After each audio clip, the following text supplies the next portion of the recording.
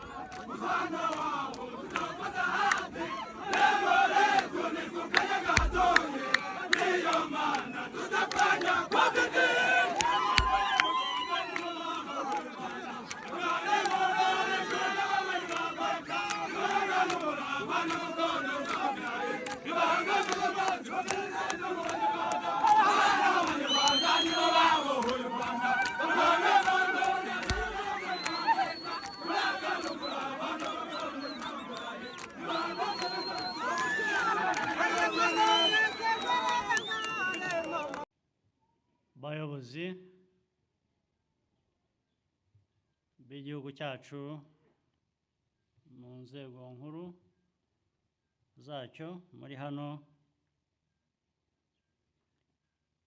abakuru b'ingabo n'izindi nzego z'umutekano, hari abahagarariye ibihugu byabo mu Rwanda n'inshuti z'u Rwanda, ba ofisiye murangije amahugurwa, ababyeyi banyu bari hano n'inshuti zanyu, banyacyubahiro mwese abanyarwanda muri hano, nishimiye kuba ndi hamwe namwe muri uyu muhango wo kwinjiza mu ngabo z'u Rwanda ku mugaragaro mu rwego rwa ofisiye aba barangije amahugurwa.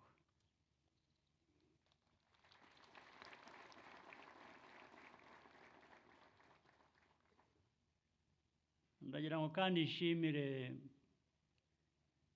aba ofisiye bashya kuba barahisemo gukorera igihugu cyabo cy'u Rwanda mu ngabo z'igihugu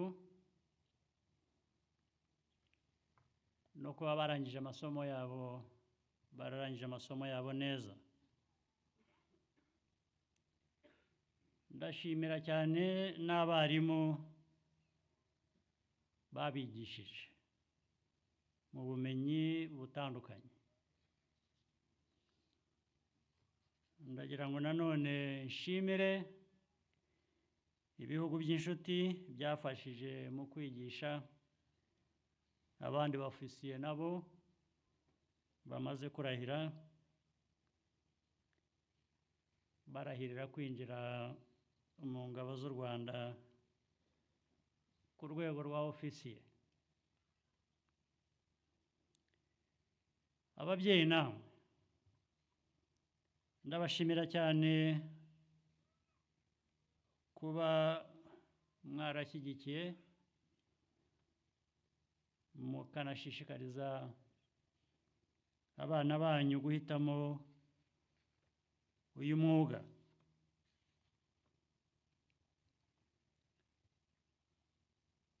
aba ba ofisiye bamaze umwaka urenga hano mu masomo y'imyitozo n'imyitozo bitoroshye, bahavanye ubumenyi n'ubushobozi butandukanye.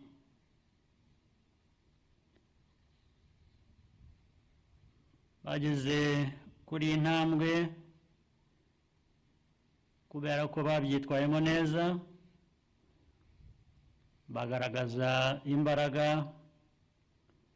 ubuhanga n'imyitwarire myiza, bikaba ari byo bibahesheje kurangiza aya masomo neza. Kuri aba ba-ofisiye bashya, sinshidikanya ko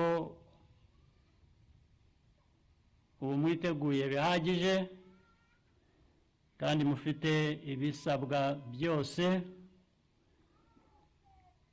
kugira ngo umwuga mwuzuze neza inshingano zanyu zo kurinda ubusugire, umutekano n'iterambere by'igihugu, cyane cyane n'abagituye.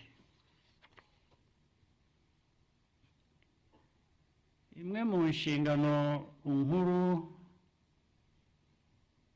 z'ubuyobozi bw'igihugu n'ingabo z'u Rwanda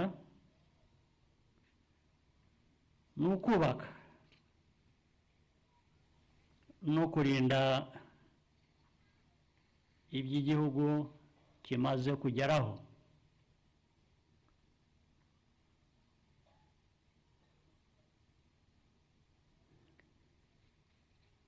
Aho bitandukanira n'imyumvire imwe hamwe na hamwe, hari abibwira ko umwuga w'ingabo ari ukurwanya intambara gusa. Ntabwo ari byo. Intambara abantu bayirwana iyo byabaye ngombwa, iyo ari ngombwa, iyo hari impamvu. Iyo mpamvu ifite uko isobanuka, cyane cyane intambara zirwanwa uko twe tubyumva nk'u Rwanda, niyo umuntu akubujije amahoro mu byawe kandi ndetse akagushotora aganisha muri iyo nzira y'intambara, cyangwa se akoresha intambara muri ibyo byose, yo kubuza uburenganzira, kubuza amahoro, kukubuza iterambere cyangwa no gusenya ibyo umaze kubaka.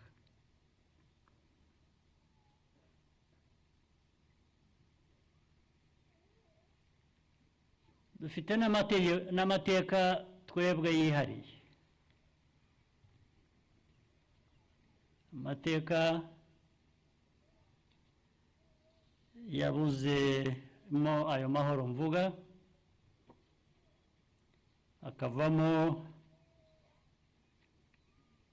gutakaza abanyarwanda benshi. Nubwo byinshi byakozwe n'abanyarwanda ubwabo,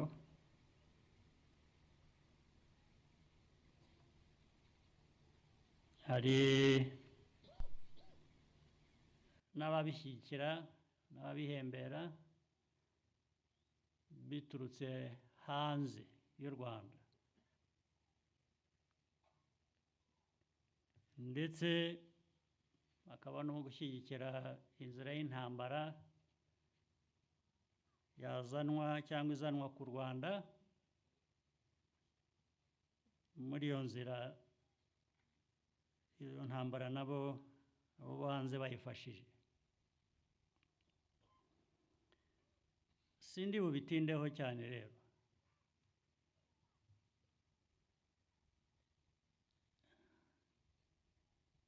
Intambara u Rwanda rwarwana ntabwo ari intambara u Rwanda ruba rwashoje. Ingabo z'igihugu cyacu, uwo mwuga ntabwo ari uwo gushoza intambara, ntabwo ari umwuga wo gushotorana, ntabwo ari cyo twubakira uwo mwuga.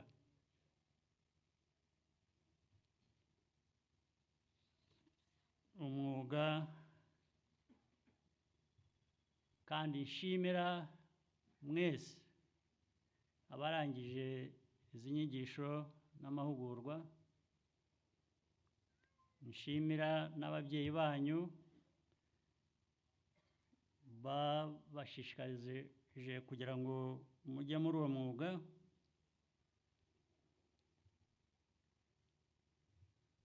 Nuko iyo nshingano, nuko uwo mwuga ukwiriye kuba wumvikana ko ari ukwirinda, ko ari ukurinda igihugu,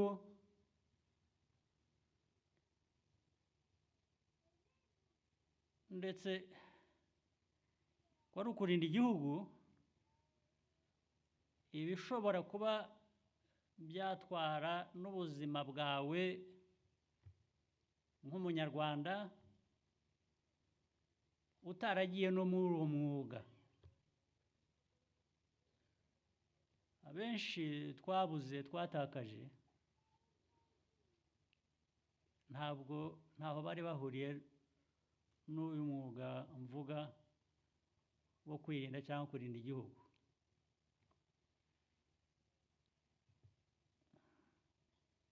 Ndabivugira kugira ngo abantu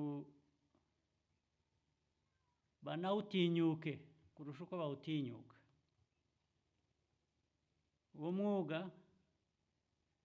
ntabwo urengera igihugu gusa, cyangwa iyo bivuze kurengera igihugu biba bivuze no kukurengera wowe ubwawe. Biguhaye uburyo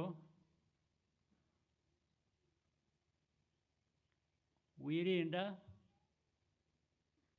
ukarinda n'abandi. Naho ubundi kutawujyamo, kutawutinyuka ntibyakubuza gutakaza ubuzima. Hari uburyo bwinshi abantu batakaza ubuzima, ariko kuba watakaza ubuzima uri muri uyu mwuga ni ishema. Ni ishema rikurinda, rikarinda abawe, rikarinda abanyarwanda bose n'abandi batuye icyo gihugu cyacu. Maze ngo ntibizabe nk'ibyo ejo bundi navugaga, ntabwo dushaka kuzongera kubibona, ntibikabeho mu Rwanda twubaka. Aho muzi ko nababwiye hari amateka twanyuzemo, muzi kandi mwese n'abandi barayazi, aho abantu bapfuye bicwa n'abandi bicwa na politike mbi, yaba yahemberewe hano mu gihugu cyacu cyangwa se ibyaturutse hanze, aho umuntu yabazwaga guhitamo urupfu ari bupfe. Ahantu abantu bafite intwaro, baba abanyarwanda baba abanyamahanga, babaza utayifite, udafite intwaro, bakabaza umwana, bakabaza umukecuru, bakabaza umusaza, ndetse n'abasore n'inkumi benshi bakababaza icyo bahitamo kugira ngo abure icyo kibica. Igihugu iyo cyageze aho, cyangwa iyo cyageze aho, kugira ngo kizongere kubona ibintu nk'ibyo byaba ari ishyano. Ntabwo izi ngabo z'igihugu z'umwuga,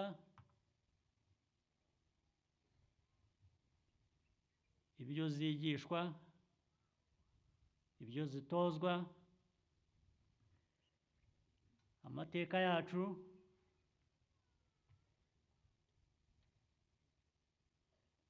ntabwo yatwemerera ko byazongera kuba mu gihugu cyacu. Nizo nshingano mufite nk'ingabo z'igihugu, ari mwebwe, ari abo musanze, ari n'abandi bazaza.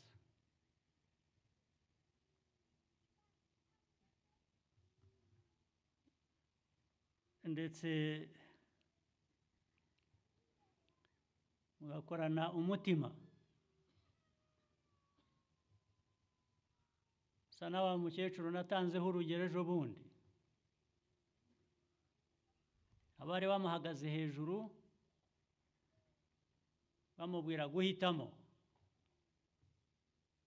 urupfu ari bupfe. Icyo yahisemo yarabavumye, abaciriye mu maso. Umukecuru ni intwari. Nicyo gikwiriye kubaranga mwebwe n'abandi banyarwanda, kubaranga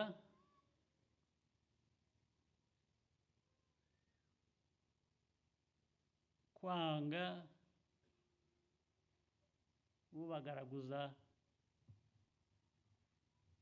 agati cyangwa agatoki, ukabyanga, ukabirwanya.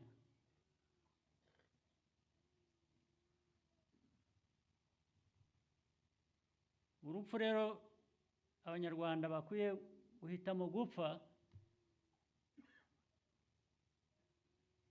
ni ugupfa bahangana n'ubazanaho urwo rupfu.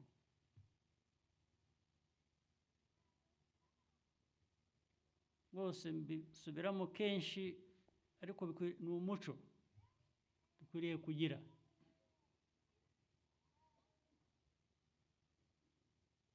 Iyo byageze kuri wa mwuga,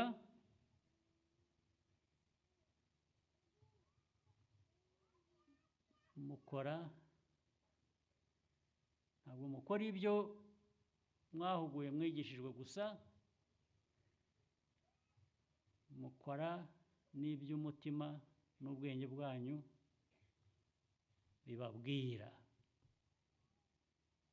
bibabwira kwanga agasuzuguro, kwanga ubugwari, kwanga ububwa, bapfira ukuri, pfira agaciro ubuzima bwawe ukwiriye kuba ubuha. Ukuzanyeho ibyo ndetse kenshi akicuza icyatumye abikora. Nizo ngabo z'igihugu cy'u Rwanda.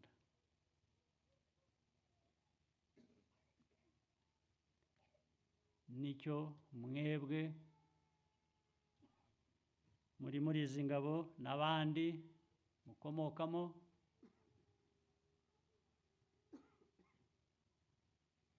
bakwiriye kuba bafite uwo mutima.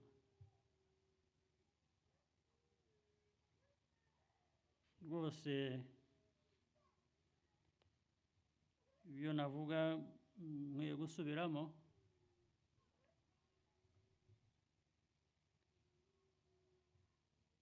ubazanaho intambara akabyicuza.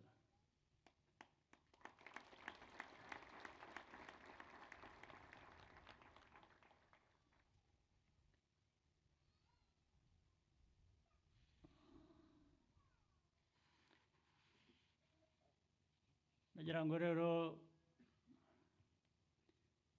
mbifurize ubuzima bwiza, muzakomeze kugira discipline iranga ingabo zacu, ingabo z'igihugu, RDF,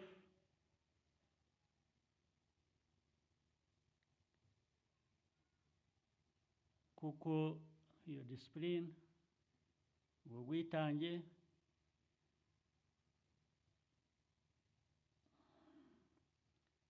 n'ubushobozi ntabwo ari mwe biranga gusa nk'abantu buri umwe ku giti cye,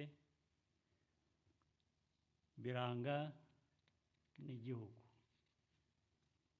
Ujye wibuka ko akazi kose uriho, haba hano mu gihugu, haba hanze,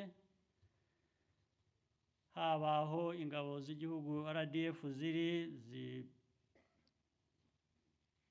zikorera mu miryango mpuzamahanga, gutanga umutekano n'ahandi,